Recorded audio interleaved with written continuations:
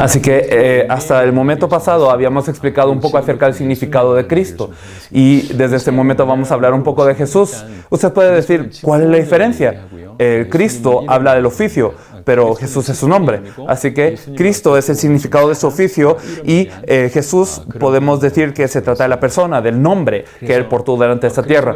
Y entonces podemos decir, Cristo es aquel que tiene este oficio, es el Salvador, pero vino Jesús y entonces se encargó este Jesús de la obra del Cristo. Entonces Jesús es el Cristo.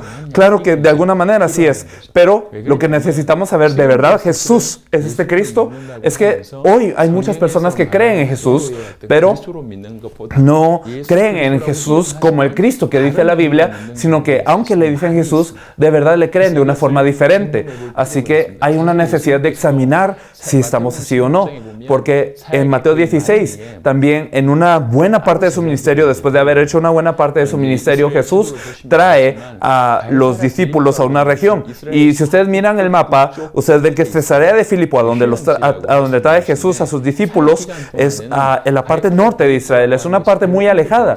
Y durante el ministerio público de Jesús casi no se menciona esta región, así que intencionalmente Jesús los lleva a Cesarea de Filipo y Jesús les pregunta, ¿quién dice los hombres que es el Hijo del Hombre? Y después les pregunta, ¿quién decís vosotros que soy yo? Son preguntas importantes que Él les hace. Y yo pienso, ¿por qué es que en Cesarea de Filipo es que les pregunta esto? ¿Por qué los lleva hasta allá para preguntarles esto?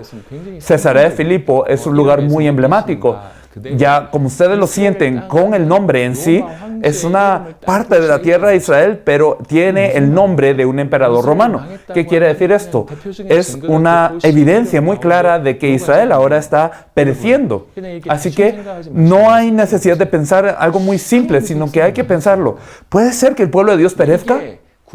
Esto en el Antiguo Testamento durante mucho tiempo es el pensamiento que tenía el pueblo de Dios. Dios está de nuestro lado. ¿Cómo podemos fracasar? Sin embargo, ellos son destruidos por Asiria, por Babilonia y también ahora Roma los estaba haciendo una colonia.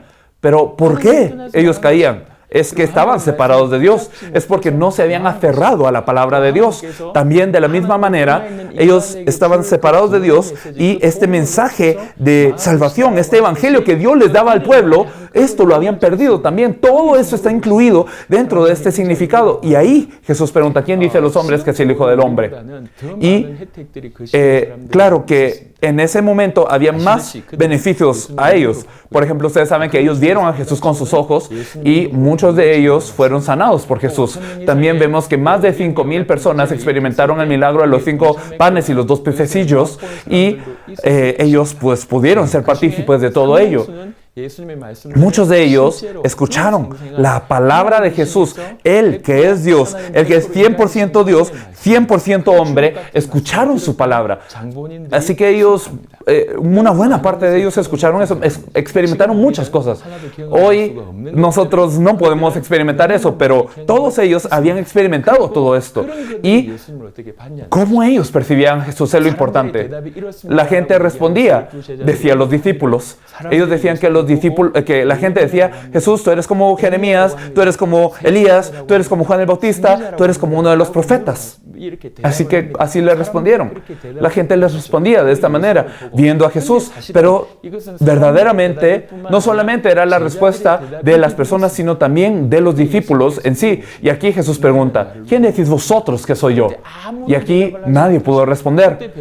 Aquí Pedro se levanta y él dice, Tú eres el Cristo, el Hijo del Dios viviente. Eso es la confesión de Pedro. Es algo muy fácil si lo pensamos hoy. Sin embargo, es algo muy significativo, muy grande, porque en ese tiempo,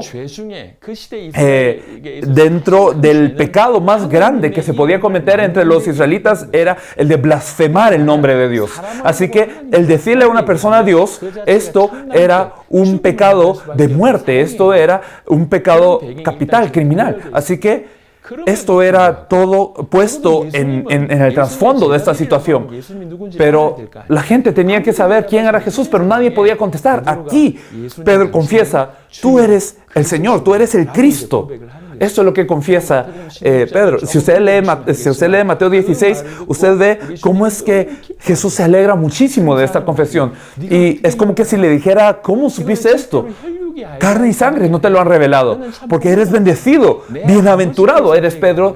Esto te lo ha revelado mi Padre que está en los cielos. El conocer precisamente que Jesús es el Cristo solamente se puede con una revelación. Mi Padre te lo ha revelado. Así que bienaventurado eres. Y le da grandes bendiciones. Tú eres ahora Pedro, y sobre esta roca edificaré mi iglesia. Edificaré mi iglesia, y esta iglesia no será prevalecida, no será vencida por las puertas del Hades, y te daré las llaves del reino de los cielos. Bendiciones tremendas de parte de Jesús. Pedro no había hecho mucho. Sin embargo, con la confesión de Pedro, con la fe de Pedro, es que le da unas bendiciones tan grandes. Es algo tan tremendo. Y si lo vemos de esta manera, el decir que Jesús es el Cristo, el conocerlo así, no solamente es un intelecto, no solamente es un conocimiento, sino que el creer de esta manera es algo que cuando Dios nos permite ver así, es algo que podemos creer. Y si creemos de esta manera, entonces esto que el Señor nos permite, esta revelación que el Señor nos permite, es algo que viene de parte del Padre. Y por otra parte, el saber y creer en Jesús como el Cristo, algo que es una fe tremenda a los ojos de Jesús. ¿Cómo tú supiste esto? Pero uno dice, yo conozco a Jesucristo, yo creo en Jesucristo, yo he vivido por el Señor. Hay muchas personas que dicen eso, pero yo les pregunto, ¿será que Jesús se puede sorprender de la fe que usted tiene?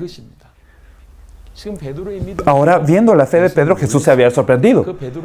Y esta fe de Pedro era la fe de creer en Jesús como el Cristo.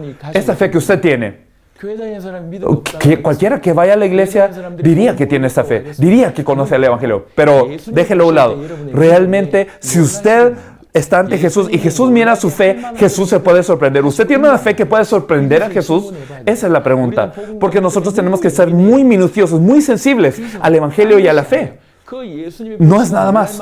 Este evangelio, esta fe que el Señor se puede alegrar y sorprender, eso es lo que tenemos que tener, porque esa fe nos da la salvación. Eso es lo que verdaderamente nos permite creer. En los siguientes momentos vamos a poder hablar un poco acerca de cómo es que en esa época se le conocía a Jesús, y así nos examinaremos a nosotros.